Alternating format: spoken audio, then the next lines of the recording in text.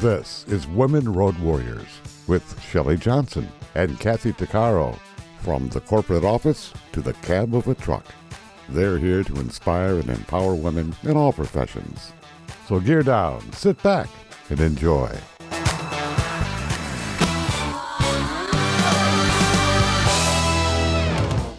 Welcome. We're an award-winning show dedicated to empowering women in every profession through inspiring stories and expert insights. No topics off limits on our show. We power women on the road to success with expert and celebrity interviews and information you need. I'm Shelley. And I'm Kathy. Calm down. You're overreacting. You're too much. Society tells women, especially daughters, employees, and caregivers, that they're too much. In reality, they're just carrying too much. Responsibility, expectation, and emotional labor. These are the things that certified life coach and family nurse practitioner Bea Albina helps women overcome. We're not too much. We're just doing too much. Bea is a trailblazing voice in women's wellness and emotional liberation. A UCSF-trained Family Nurse Practitioner with a master's in public health from Boston University, Bea blends science, somatics, and feminism to help women stop living life for everybody else and finally come home to themselves. She's the founder of the Somatic Studio and Anchored, host of the Feminist Wellness Podcast, and author of End Emotional Outsourcing, your guide to overcoming codependent, perfectionist, and people-pleasing habits. After decades of overachieving, overgiving, and overriding her own needs, Bea hit burnout, and she discovered that overfunctioning isn't strength. It's survival mode. Through her signature framework, Emotional Outsourcing, she teaches how to retrain the nervous system, rebuild self-trust, and break free from patterns of people-pleasing, perfectionism, and codependence. Her work bridges neuroscience, polyvagal theory, and somatic practice with a warm, funny, feminist lens where science meets soul. She's been featured by Cosmopolitan, Goop, Betches, Mind Body Green, and recently had the honor of Oprah Daily choosing her term emotional outsourcing as their word of the week. Bea offers practical ways for women to reclaim their energy, release guilt, and stop carrying too much. We wanted to tap into that insight, so we invited her on the show. Welcome, Bea. Thank you for being on the show with us. Oh, goodness. And thank you so much for having me. You have some super powerful perspectives. Before we dig into some of your powerful perspectives, could you tell us a little bit more about yourself and how you got launched and got into all of this? Yeah. So how I got into all of this was really starting to see the patterns in my patients, my clients, my friends, really seeing how we were living our lives for other people. We were living our lives for their validation, for their, to really source our safety, our belonging from everyone else's opinions of us. I saw this so much in my patients. I was a primary care provider for many years. I had a private practice in Manhattan where I focused on holistic and functional medicine through an evidence-based lens. And I would do all the right things for my patients, who were mostly women. I would run all the right tests. I'd recommend all the right nutrition. I worked closely with dietitians on that. I would recommend all the best therapeutics, all the best everything. And I noticed the patterns that my patients would get better. And then something psychosocial would happen. They would be up for a promotion, bellyache. They would go home to visit their parents, a month of fatigue. They would have a breakup, and their eczema would flare. You see where we're going here? I started to really see in real time that just how much the stress of trying to meet others' demands, society's demands, other people's what other people wanted folks to be was directly and negatively impacting my patients' health and wellness in every single possible way, beyond just depression, anxiety, and what we usually see as a stress reaction. It was really impacting their mood, their energy, their digestion, their thyroid. And I started to really begin to piece together the patterns where I was seeing my patients in real time, trying to live life for themselves, but never really being able to, because there was this story in their head. And again, especially for the humans socialized as women, that other people had opinions about them that mattered more than their own, right? That what their parents wanted them to do with their life, what society wanted to do them to do with their life. These things were way more important than their own dreams. And so as those dreams were deferred, they got sicker and sicker. I saw it day after day after day after day.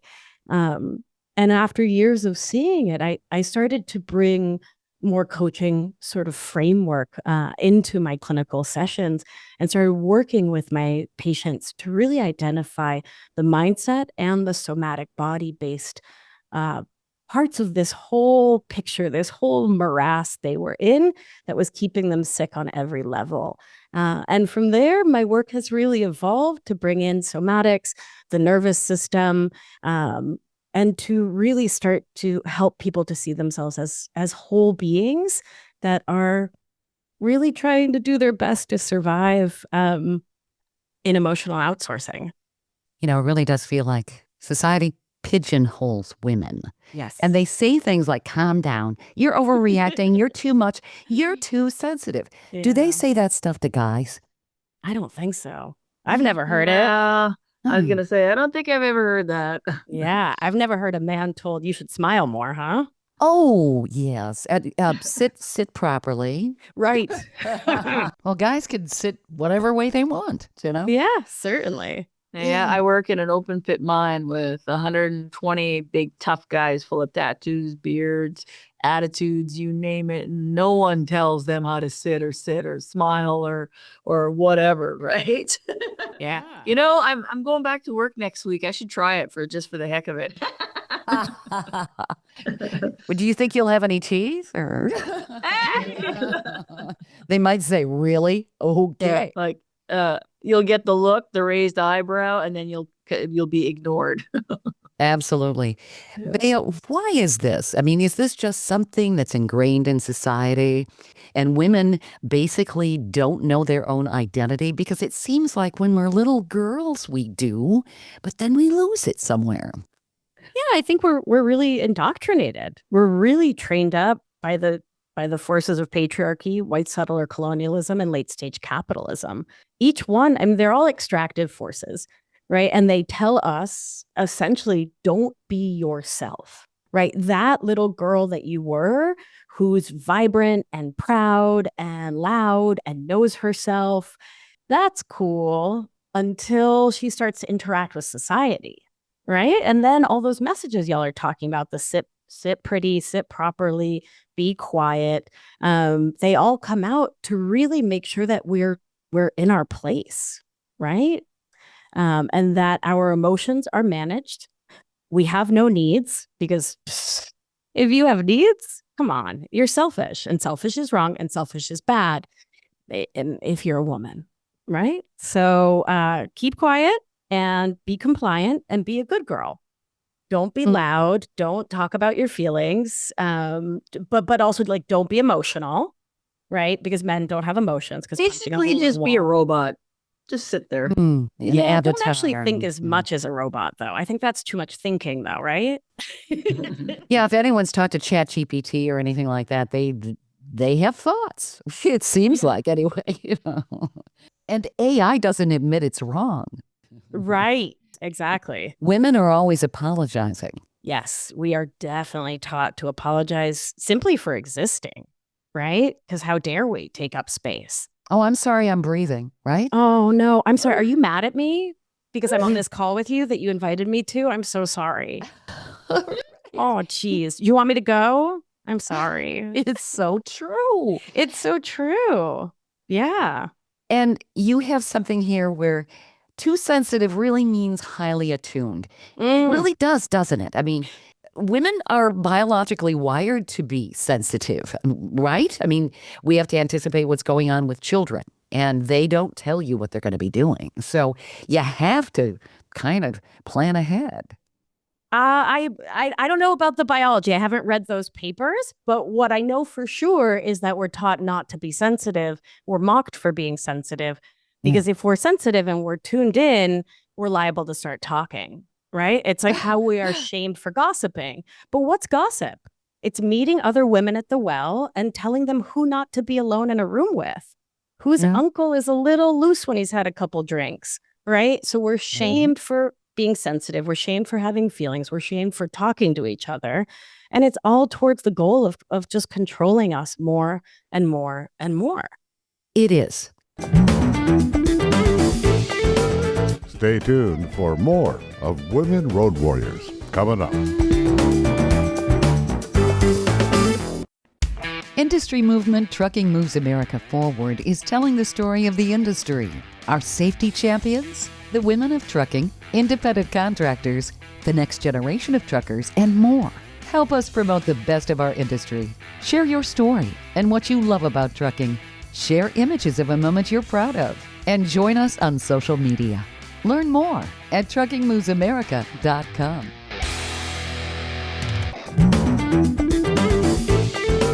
Welcome back to Women Road Warriors with Shelley Johnson and Kathy Tuccaro. If you're enjoying this informative episode of Women Road Warriors, I wanted to mention Kathy and I explore all kinds of topics that will power you on the road to success. We feature a lot of expert interviews. Plus, we feature celebrities and women who've been trailblazers. Please check out our podcast at womenroadwarriors.com and click on our episodes page. We're also available wherever you listen to podcasts, on all the major podcast channels like Spotify, Apple, YouTube, Amazon Music, Audible, you name it. Check us out and bookmark our podcast. Also, don't forget to follow us on social media. We're on Twitter, Facebook, Instagram, Pinterest, LinkedIn, YouTube, and other sites. And tell others about us. We want to help as many women as possible. If you're just joining us, we're here with Bea Albina, certified life coach and UCSF-trained Family Nurse Practitioner, who's helping women rethink the story that they're too much. As she puts it, we're not too much, we're carrying too much.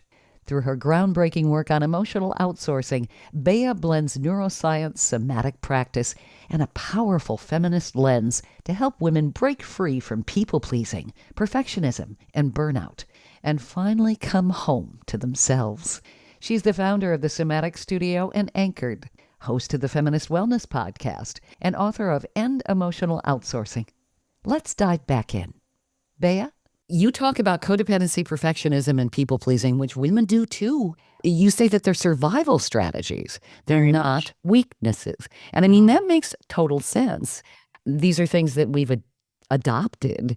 Although codependency can be something that is not a good thing. A little of it, it's like a dash of salt, right? A little goes a long way.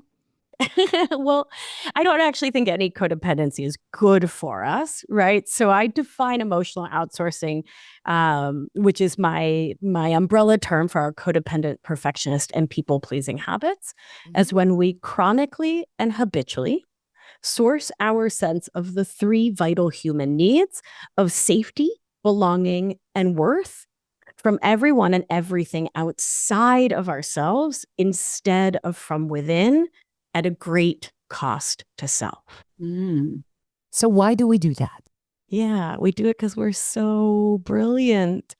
So codependent habits is managing other people to attempt to feel safe. And that's why I say, I don't know if there's any healthy level of codependency because we need to source safety within, right? And managing other people is not the way. Sometimes avoiding people, leaving the room right when we're talking physical safety. But when we're talking emotional safety, trying to manage the way they feel isn't going to get us very far. People-pleasing is keeping others comfortable to attempt to avoid rejection or abandonment. And perfectionist habits is controlling yourself to attempt to earn love. So I say that they're brilliant survival habits because they're how we learned to stay safe and to feel loved when we were in our most dependent state, which is childhood. So like a giraffe is born and within minutes, she's like off and running, right? She's chill. She doesn't really need the pack, but we are pack animals. right? We're like kittens. We need one another to literally survive for quite a long time. And so if you grow up in a household, in an environment where emotional outsourcing runs the roost, and it's modeled for you. And so our mirror neurons in our mind, it's the monkey see, monkey do part of the brain, part of our nervous system, sees our humans, our adults acting in this way. We learn, again, especially human socialized as girls and women, that putting others ahead of ourselves, that's the way to get through. And being our authentic self, the one who is too much, too sensitive, too loud, too big, too whatever, too quiet, too thin, too fat, on, is not smart, right? And so we learn to hide our true self away so that we can get the approval we know we need from our grown-ups, because we don't know how to drive. We don't know where food comes from. We can't even reach the fridge door, right? We know we need to keep them happy with us. And so we take the true self and we lock her up. We put her far, far, far away because we know that's the best way to get through. Because we know if I stay as I am, if I stay who I am, I'll lose belonging. And that is one of the most dangerous things for a dependent tiny mammal, right? Mm-hmm. Yeah. Oh, it's sad to talk about it. Oh, here's another sad thing. Yeah. I just said that is that I had spent my entire life being codependent and not knowing. Sure. I entered recovery for alcoholism the first time. It was in 2009, and it took me until 2012 to finally, get it. And I've been 13 years sober, but I remember back in 2009, it was a faith-based program, very born again Christian. And we had 25 women who lived in the same building. We had a roommate, we had our kitchen, we had courses, Bible study, and then we had codependency, we had boundaries, we had self-esteem, we had anger management, we had sexual assault, we had all sorts of courses, right? And I had to ask my counselor 2 questions. 1, what does boundaries mean? And 2, what the hell is codependency? I had no clue. And when we started going through the classes, like the in-depth version of codependency, I was shocked. I mean, shell-shocked would almost be better, because I'm reading all this stuff and I'm like, oh my God, how can I be 40 and I've never known this? How could I? I knew my behaviors. I knew, because I come from such a dysfunctional upbringing and so much family violence and sexual violence, and but not understanding why I'm trying to gain my mother's love and wear the clothes that she wants me to wear, not because I like them. I'm just trying to make her happy, right? Right.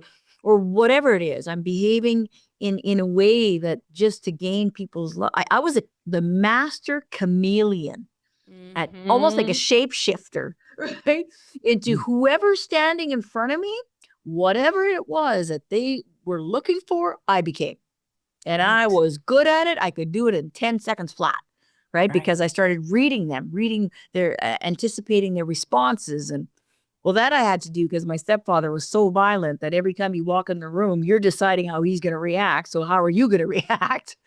So I had a lot of poor education in that sense. But man, oh man, I got to tell you, it took me decades. I started at 40. It took me, now I'm 56.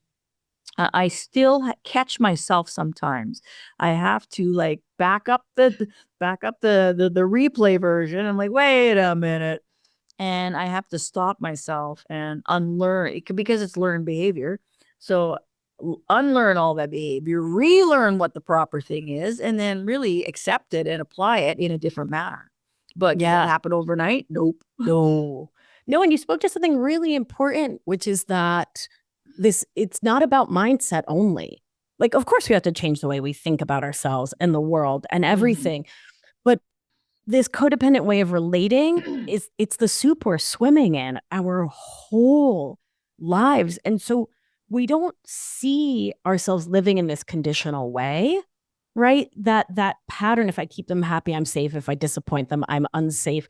That wiring gets into implicit memory, procedural memory in the nervous system, right? And so it on a neurological level, it becomes automatic. Like the way, have you ever like driven to your work on a Saturday? Because you just like get in the car and you're on autopilot, right? That's the nervous system taking over and just taking you to where it thinks you should go. And so the same thing happens when the nervous system hears like a tone of voice, like someone in your childhood had. It sends you right back into that old operating system. Yeah.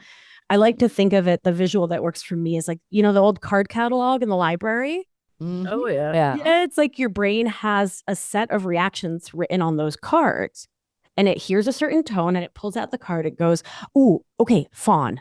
You need to fawn now. You need to appease. You need to make them love you. Go.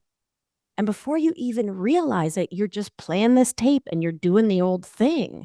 And it's out of your control, which is the big reason why I sought to reframe this as emotional outsourcing, because the old way of talking about it didn't have enough compassion, love, or care for just how automatic this is, how much it's socialization and conditioning, and that we need gentleness to be able to live in a different way, because most of us learn to live this way, like you shared, because we grew up in harshness.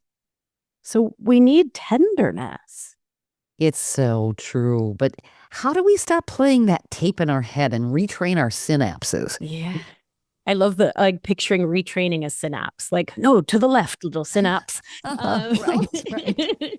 Well, we have to start by becoming our own North Star again. We have to really step into our bodies again, because we have to rewire the nervous system and body patterns so that we can feel safe enough existing as our own whole person. The thing to remember is that if you've spent your entire life orienting towards others, hyper-attuning to their emotions, walking on eggshells, anticipating their needs before they're spoken, then your nervous system has wired itself to prioritize external safety over internal stability, right? Because emotional outsourcing pulls you away from yourself and melds you with the people around you, right? And we step into role confusion, which you spoke to, and thank you again for that. So before you can shift behavior, before you can retrain those synapses, you actually have to feel yourself as a separate person. And so we start this, I have a very, very simple 3-step thing we can do to start this process. And we need to start with our biological impulses. Now, y'all tell me, how many times have you felt the need to pee and said, let me finish this PowerPoint. Let me finish this spreadsheet. Let me make this one more bed, right? Yeah, too many times that I can count. Yeah. My goodness gracious, right? And same with hunger, same with fatigue and resting, same with pleasure, taking a bath, reading a book, right? And not just like zoning out, because sometimes we can let ourselves do that. We lose track really early of our biological impulses. And so what are you saying to your body every time you hear it say, girl, you're hungry, and you say, nah, somebody else's business is more important than you, right? Doing this task, reorganizing the kitchen is more important than you, body. And we don't realize we're saying that, of course, but we need to reverse that. And so the first task at hand is to listen to your biological impulses. And as much as you're able, like if you're doing brain surgery and you have to pee, sorry, that's the occasion where you hold it. But right. But as much as you're able and it's safe to, attend to your biological impulses and make it a priority. And if that's all you do, you'll start to see change in not too much time, because it cascades, right? So that's 1, listen to your biological impulses. 2, 3 times a day, set a reminder on your phone to stop, take one breath and ask yourself, what am I feeling right now? What emotion is alive in my body? Now, for most of us starting to do this, who've spent a whole life emotional outsourcing, our body's going to say, wait, what? Oh, I don't know. What? No, thank you. No, thank you. We won't have any idea what we're feeling, right? We won't know it. And that's okay. We are not asking because we want the answer. We're asking for the goal of asking so that our body can hear us, experience us, come to know us, remember us as someone who listens. Because what are those little kids, right? We were saying little girls with all their imagination and they're playing and building forts and making mud pies. They know what they're feeling, right? When a little kid gets hurt, they run up to you and they say, I'm hurt and I'm mad and I'm sad. And they just let it all out until they get trained not to, right? Yeah. And so it's less about hitting the exact feeling on the feelings wheel. That doesn't really matter. It's about your body saying, oh, wait, I've got her attention again. Okay, now.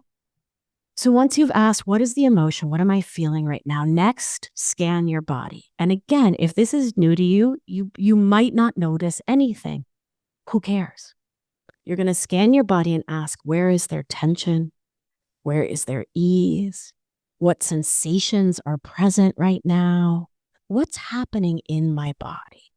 And then if you hear your body say, well, actually, my shoulders are really, really tight because I'm feeling all this sadness and it feels like it's weighing me down, then you're going to do one small act of self-honoring.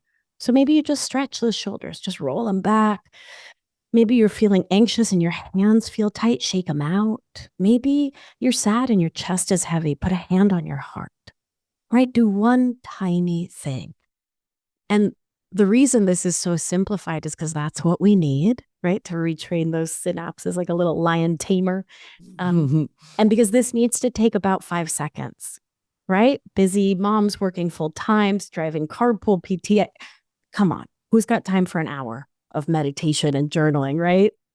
We can do this in 5 seconds. You can do it in the cereal aisle. But what matters is that you do it. And so this works because the more you practice noticing yourself without judgment, the stronger your internal reference point becomes, which helps you remember that you are and can again be the center of your own friggin' universe. And when you are the center of your universe and know what you want and need, you can have healthier boundaries with the people you love, which is resentment prevention. You can say yes emphatically when you want to help and it feels good to help. And you can say no when you don't have the energy, which then allows you to recharge and rest and take care of yourself so you can say yes once more when you actually want to help. And so it's not selfish. There's nothing wrong with listening to yourself this way. It's the way to matter to yourself and to be a good and loving member of your family and your communities. Stay tuned for more of Women Road Warriors coming up. Dean Michael, the tax doctor here. I have one question for you. Do you want to stop worrying about the IRS? If the answer is yes, then look no further. I've been around for years. I've helped countless people across the country, and my success rate speaks for itself. So now you know where to find good, honest help with your tax problems. What are you waiting for?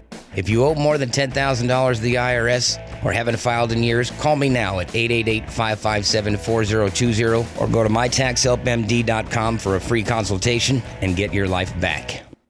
Industry movement Trucking Moves America Forward is telling the story of the industry. Our safety champions, the women of trucking, independent contractors, the next generation of truckers, and more. Help us promote the best of our industry. Share your story and what you love about trucking. Share images of a moment you're proud of. And join us on social media. Learn more at truckingmovesamerica.com.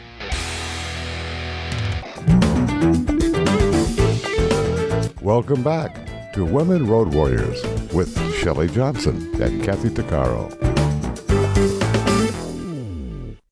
Today's conversation is one so many women need to hear.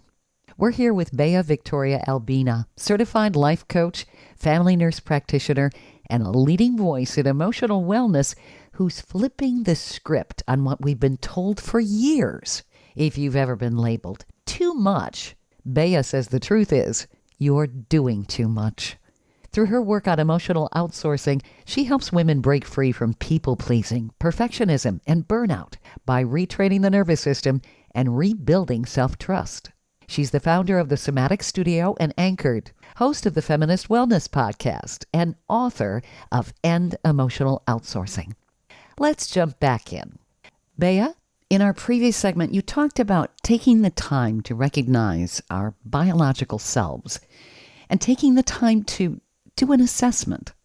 So you're bit by bit acknowledging yourself and kind of conditioning yourself to do that. It also sounds like we're activating our parasympathetic nervous system by doing this too.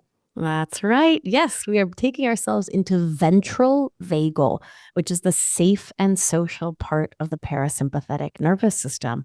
And that's the part of when our nervous system is predominantly in that state. That's when everything runs optimally. We can think best. Our heart and lungs work best. Digestion is optimized. Like everything, mood, energy feels best. So yeah, this is a parasympathetic moment that can help reduce risk of all sorts of stress-induced concerns, from diabetes to hypertension to cancer. I mean, on and on. It sounds like we're finding ourselves with your techniques. I wanted to touch on the term emotional outsourcing real quickly because I don't know if people really know what that means. And then I was actually thinking the same thing because here I am sitting, emotional outsourcing. What does that really mean? Yeah, let me share that definition again. Yeah, so it's when we chronically and habitually source our sense of the three vital human needs: safety, belonging, and worth from everyone and everything outside of ourselves, instead of from within, at a great cost to self. And this is the umbrella term that I came up with as a catch-all for our codependent, perfectionist, and people-pleasing habits. Okay. That makes, it's a really all-encompassing term. So that really makes sense because we really are just kind of giving it to somebody else. We're giving ourselves away. Yeah. Yeah, we are. We are, to the point where we don't know who our self is. I mean, gosh, the number of women in my programs in their 30s, 40s, 50s, 60s, 70s who say, I don't know who I am. I don't know what I want for dinner, much less for the rest of my life. I don't know myself because all I've been was a good daughter, a good student, a good employee, a good wife, a good mom. And here I am with no clue. Yeah. Yeah. So your book, End Emotional Outsourcing, Your Guide to Overcoming Codependent, Perfectionist, and People-Pleasing Habits. What all does that cover? I mean, that's a mouthful. It sure is. So in the first half of the book, we talk about why we need to redefine these terms. We recognize that the term codependency comes from AA, comes from the big book of Alcoholics Anonymous.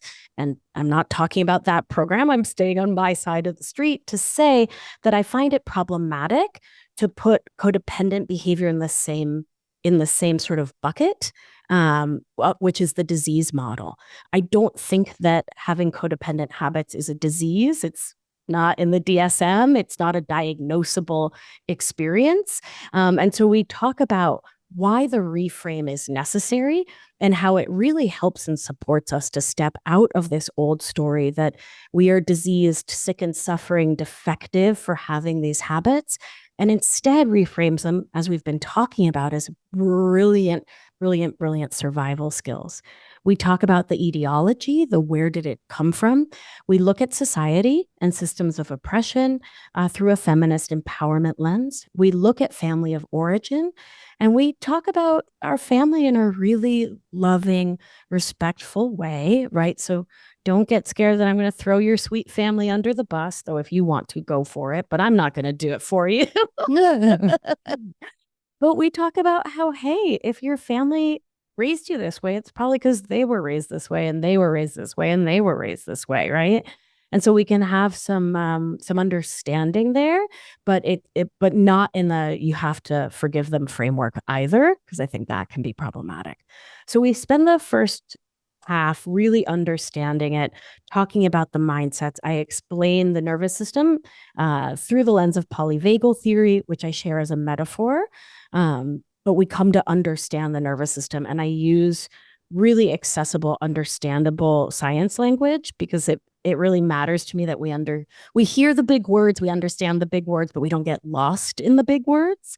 And then in the second half, we talk about remedies. And so every single chapter has journaling exercises, somatic practices. So somatic, I know it's, all the rage on the internet these days. I've been studying it for, over 20 years. But somatic, soma means body in Greek. And somatics is any modality that supports us in stepping into our body in its wholeness, to really understanding the world through the lens of our body, not just living from the neck up, which so many of us do in emotional outsourcing because it's safer and smarter, and we're no fool.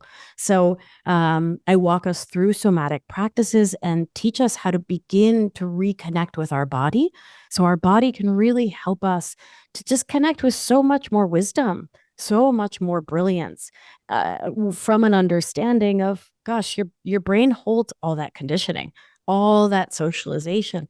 Most of our thoughts aren't our own, right? Like if we stopped and really looked at them, they're somebody else's thoughts, especially the meanie pants ones, right? And so the second half, I teach you the thought work protocol, which is based in cognitive behavioral theory, the Stoics, and a couple other modalities that are detailed. And then we step into somatics and learn how to begin to make these changes in ways that are really sustainable towards the goal of interdependence. So the goal of overcoming and rewiring codependent habits is not independence. It's not more bootstrapping. It's not more going it on your own. That doesn't help anyone, right? It's more community and more interdependence. That's our goal. We need community. Yes, we do. We do. We do. Yeah, we need each other. Human beings are not designed to be an island. No. And studies show that, loneliness is the new smoking. Loneliness is really a killer. There's no doubt about that. It sure is. We have a lot of problems with depression. And I heard the stat that something like 30% of people in the United States live alone. Gosh. That's pretty high. That's a lot. Mm-hmm. Yeah. And there aren't third spaces, right? You go to Europe and everyone's in the plaza, everyone's talking to each other. People are in community. Latin America, the same. Mm-hmm. Most of the world, there are third spaces where you don't have to buy something to spend time in community. And it's sorely missing in the US. And I think it really hurts us. So a really conscious move towards more interdependence is vital, vital, vital, especially right now. Well, then people communicate, which seems to also be very, very lacking today. We're connected, but we don't know how to communicate. Everybody's on a device. It's like, could you talk to me? What? Yeah. Yeah, What's it's that? true. Yeah. It's true. Yeah. Yeah, we were in Spain this summer and it was just so amazing. People weren't on their devices in the same way. And we didn't see a single kid on an iPad or an iPhone or anything. And I'm not judging any parent who's on their last leg and hands the kid the phone out of desperation. I judge no one. And I'm just saying it was so lovely that that's just not the culture. Well, and it's more insightful. We have to communicate. Yes. And children learn by doing it in repetition. Yes. It's not something, we're not born speaking. We're born screaming. Feed me. I need my diaper changed. But we try to communicate. We have an innate need to communicate somehow. And of course, what you're teaching is communicating in a way that is respecting ourselves too. Certainly. And that's so important because when you think about it, when we're toddlers, I think we think of ourselves and we have to learn how to share and everything else. And then we go way over to the other side where we just stop giving to ourselves at all. Yes. Yeah. Yeah, that self-referential quality of toddlers is fully lost in emotional outsourcing. And there is something really beautiful about bringing it back. Mm-hmm. Yeah. Being your own North Star. We need that. I like that. I like that too. Oh, good. Stay tuned for more of Women Road Warriors coming up. Dean Michael, the tax doctor here. I have one question for you. Do you want to stop worrying about the IRS? If the answer is yes, then look no further. I've been around for years, I've helped countless people across the country, and my success rate speaks for itself. So now you know where to find good, honest help with your tax problems. What are you waiting for? If you owe more than $10,000 to the IRS or haven't filed in years, call me now at 888-557-4020 or go to mytaxhelpmd.com for a free consultation and get your life back. Welcome back to Women Road Warriors with Shelley Johnson and Kathy Tuccaro. We're continuing this powerful conversation with Bea Victoria Albina, a certified life coach and family nurse practitioner who's helping women finally put down what was never theirs to carry. Her message is simple, but profound. You're not too much. You've just been carrying too much for too long. Through her work on emotional outsourcing, Bea combines science, somatic healing, and a compassionate feminist approach to help women release guilt, stop overgiving, and come back home to themselves. She's also the founder of the Somatic Studio and Anchored, and host of the Feminist Wellness Podcast. Let's continue. Bea, with your teachings, essentially what you're doing is bringing us back to who we're supposed to be. That's the dream, huh? Right? That we can really step into our power, step into our authenticity, and learn to ride the wave of our emotions and our feelings, because it's uncomfortable when other people are uncomfortable. And we need to learn to be comfortable with that, right? So that we can say, oh, no, thank you, I'm not available. Oh, no, thank you, I don't want to go. Those are the best words ever when they come out and you don't have to justify yourself or give a reason as to why you're saying no. Yeah, no, I'm sorry. Yeah. And it really, we need so much more balance, right? So that we can trust ourselves, that we are taking care of ourselves and the people we love. And I think we've really lost so much sight of that. You teach how to learn to say no without over-explaining, or the guilt hangover. I like that term, guilt hangover. That's so very true. Yeah. There's this aftermath, huh? When we say, no, I'm not available, I don't want to, where that guilt eats us alive. And so what really helps my clients and helps me is to remember, when we don't say no, we resent the people we love. And my goodness, I think that's so much worse than just saying the no and then learning to ride that wave of guilt and just be with it and allow ourselves to be uncomfortable without grabbing a device or a substance or whatever we use to buffer against our feelings. But I don't want anyone to resent me.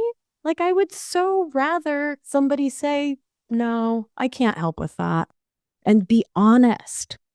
Right. And so we need to prioritize and privilege honesty in our own lives so that we can give that to the people we love. People hate to say no. It's kind of interesting. A lot of times people, instead of saying no, that they'll avoid it. If it's via email, they just won't respond because they don't want to. It's uncomfortable. They don't want to have to explain themselves, or maybe they are afraid to disappoint. It depends on where they're coming from, though. Sure. But I think we need to get honest. I'm so much more disappointed by someone not responding. So we need to really be honest with ourselves. We say that it's easier, in air quotes, to not respond, to defer, to deflect, to do this whole song and dance, but it's BS, because it's actually so much harder on everyone's heart to be indirect. Yeah, I mean, you're being ignored. ignored is rude. You don't feel like you have any importance in that person's life. It's like, hey, is anybody home? Come on. Yeah. Right. Right. But again, to your point, Shelley, I think you said it so perfectly. People fear conflict and they think saying no is conflict and conflict is bad. And so they'd rather leave someone on red than simply state their no. And I think we need to have a reckoning with that. I think we need to all realize that there's nothing kind about being indirect. You think part of it too is no is a word that we hear as toddlers by our parents? No, stop that. No. So we don't like the word. and that's one of the first words that little ones use because they hear it too. Yeah, fair enough. Fair enough. Yeah. But so we can use a slightly different language. I'm not available. How does that land, Shelley? That works for me. I'm sorry, I'm not available. I'm not available. Students in my program actually get stickers that say, I'm not available with a smiley face, because that's how we say it. I'm not available. Look at me. Yay. It's an empowered response, and it's a positive one that doesn't reject the other person. And well, maybe it also puts the other person off center if they want to start a conflict. They don't really know what to say to that. Good call. I love that framing. Haha. Right. How are you going to come for me? I'm just not available. Right. You kind of hijack the normal way of people responding. Oh my gosh, I love that. I was unwittingly more devious than I realized. That works. Oh my goodness. I love your perspectives. So do you work with people online? I do. Yeah. I run a 6-month program called Anchored, which is an intensive coaching program. We meet once or twice a week to coach. We have a whole community forum. When I tell you these women have each other's backs, wow. One of them had surgery a couple months back, and several members of the community flew from across the world to support her. Wow. Someone's husband died during the program. Somebody flew from Colorado to New Zealand to help that woman with her kids. What? Wow. No, this community it's about not just overcoming our codependent habits, stepping out of emotional outsourcing, but stepping into a deep sense of community care, often for the first time. And through that community care, really reframing the way we relate to ourselves in the world. And we do breath work. We have dance parties. It is so much fun. I mean, there's a lot of crying. It's tough going, but it's a lot of fun. You're incentivizing empathy and compassion. I love that. I'm trying. That's something that's so lacking today. Bravo to you. I love this. I really appreciate that. It's a lot of work. But yeah, it's worth it. Well, anything that's good takes work. Yeah, that's the way it is in the world. That's true. Yeah. What a wonderful endeavor. What a wonderful goal you have, and the impact you're having on people. This is terrific. Oh, thank you. I appreciate it. I'm going to say we've been doing this for 4 years, and it interviewed a wide variety of guests. And you are the only one that we've interviewed anyway, that is doing what you're doing on a grand scale. And kudos to you. I think what you're doing is absolutely amazing. Oh, yes.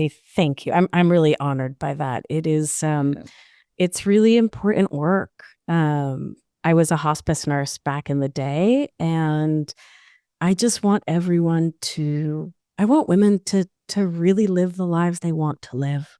Right. And so that when we get to the end of it, we can say, gosh, I had a good run. Yeah, I did what I wanted to do and took care of my family in a loving way that honored me. And I left this world better than I found it. Like the song, I did it my way. Right? There you go. There you go. Yeah. What a great theme song. Yes. That's great. It really is. Sung by Frank Sinatra many years ago, I believe. So. That's the one. Old Blue Eyes. Yeah. Yeah.